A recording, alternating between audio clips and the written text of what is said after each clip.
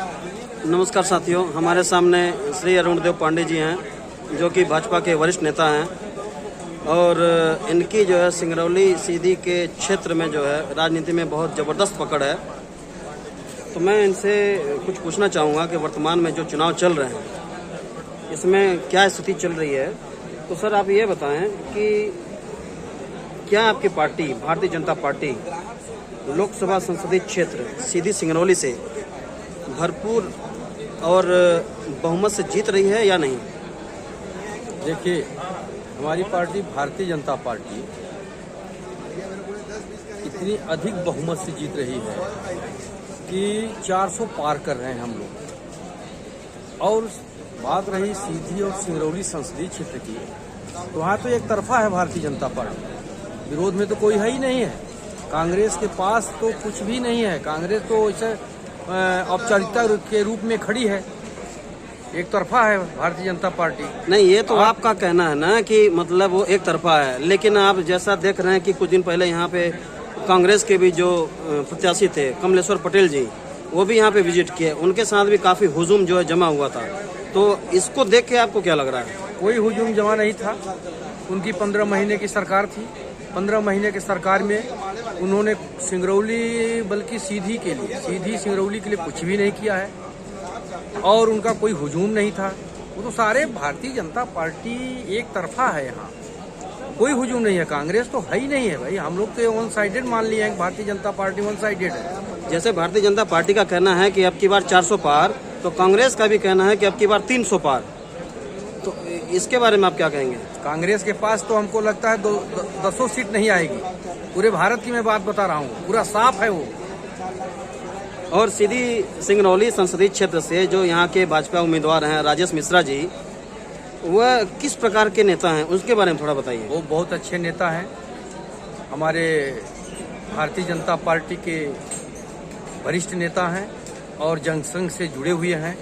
उनका पूरा परिवार जनसंघ से है और पुश्तैनी रूप से भारतीय जनता पार्टी के वो कार्यकर्ता रह चुके हैं और पार्टी ने बड़े अच्छे सूझबूझ के साथ उनको प्रत्याशी बनाया है और बहुत ही अच्छे और भारतीय जनता पार्टी के कर्मठ नेता हैं। जैसा कि सीधी सिंगरौली का जो क्षेत्र है संसदीय क्षेत्र, वो काफ़ी विस्तृत है, बहुत बड़ा क्षेत्र है। तो आप मुझे ये बताइए कि अब तक आपने अपनी पार्टी के प्रचार प्रसार के लिए कहाँ कहाँ विजिट किया है?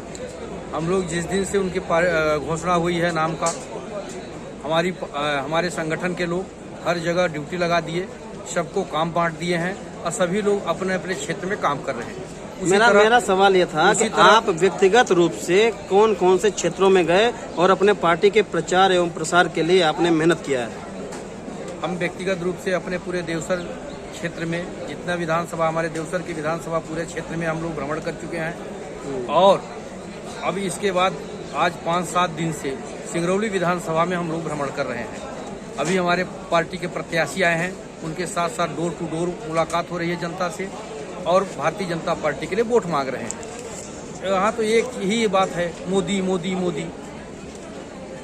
मतलब ये कहा जा रहा है कि जो भारतीय जनता पार्टी है उसमें मोदी का बहुत बड़ा नाम है और मोदी के नाम से ही लोग जो है भारतीय जनता पार्टी के प्रति अपना रुझान दिखा रहे हैं। तो हमारे सर्वश्रेष्ठ नेता हैं और मोदी हमारे नहीं विश्व के वो नेता बन गए हैं। विश्व के नेताओं में गुण वो होता है, उनके सामने तो विश्व के जो राष्ट्रपति प्रधानमंत्री अन्य देशों के हैं वो भी सिर झुका कर अब चलते हैं। भारत का गौरव बढ़ा है। और यहाँ के कुछ लोकल स्थानीय लोगों का कहना है कि आपके भारतीय जनता पार्टी के जो प्रत्याशी हैं राजेश मिश्रा जी, उनकी स्थिति कुछ ठीक नहीं है। तो आप ये बताइए कि इस बारे में क्या कहेंगे? वो गलत है। भारतीय जनता पार्टी के प्रत्याशी की सबसे अच्छी स्थिति है। ये तो एक शगुफा छोड़ते हैं, विरोधियों को कोई काम नहीं है तो यही बोलते हैं। वो तो विरोधी भी जानते हैं एक तरफा है भारतीय जनता पार्टी, राजेश मिश्रा विरोधी भी जानते हैं, इसलिए विरोधी थोड़ा बहुत बोलते रहते हैं। विरोधियों का यही काम है। तो आप जैसे यहाँ की राजनीति में अपनी गहरी पैठ जमाए बैठे हैं, तो आप मेरे को ये बताइए कि भारतीय जनता पार्टी ने पिछले 5 सालों के दौरान इस क्षेत्र के जनता के विकास के लिए क्या कार्य किया है? बहुत कुछ कार्य किया है। अब क्या चाहिए? यहाँ तो पूरा विकास कांग्रेस ने 40 साल में कुछ नहीं किया है, वो तो सब पूरा भारतीय जनता पार्टी ने किया है।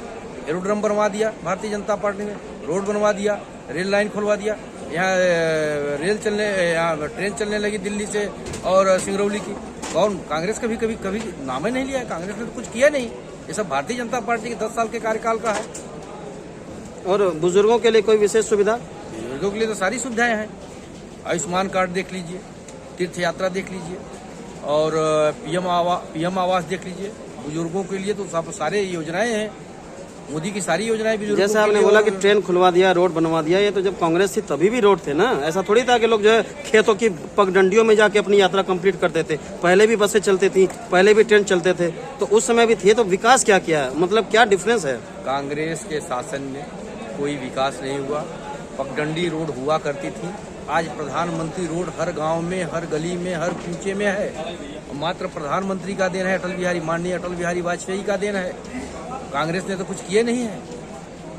आज तो गरीबों के हितैषी भारतीय जनता पार्टी है। लेकिन लोगों का ये कहना है कि भारतीय जनता पार्टी से पब्लिक जो है धीरे धीरे ऊब रही है। तो ऐसा कुछ विशेष कारण है कि ऊब रही है, या फिर क्या कहते हैं ये लोगों की एक भ्रामक कहानी है? ये गलत है। ऊब नहीं रही है। भारतीय जनता पार्टी को और पब्लिक मान रही है। वो तो फ्री में गल्ला पा रहे हैं, पीएम आवास पा रहे हैं, और पैसा पा रहे हैं। काहे ऊब जाएगी? भारतीय जनता पार्टी तो गरीबों की पार्टी है। गरीबों के लिए ही सदैव कार्य करती है। आपने कहा कि भारतीय जनता पार्टी गरीबों की पार्टी है, लेकिन आप तो जस्ट उल्टा बता रहे हैं। यहाँ तो पब्लिक कहती है कि भारतीय जनता पार्टी सिर्फ अमीरों की पार्टी है, सिर्फ जो रिलायंस से संबंध रखती है, अडानी से संबंध रखती है। अडानी के सारे जो है सारे प्रोजेक्ट जो है ओपन हो जाते हैं, दूसरे जो कांग्रेस से रिलेटेड हैं उनके सब जीरो हो जाते हैं। गलत, ये सब गलत बातें हैं, अफवाहें हैं। विरोधियों का ये शिगुफा है। विरोधी ये सब बोलते रहते हैं। भारतीय जनता पार्टी किसी प्रकार का अडानी फडानी से कोई मतलब नहीं है। भारतीय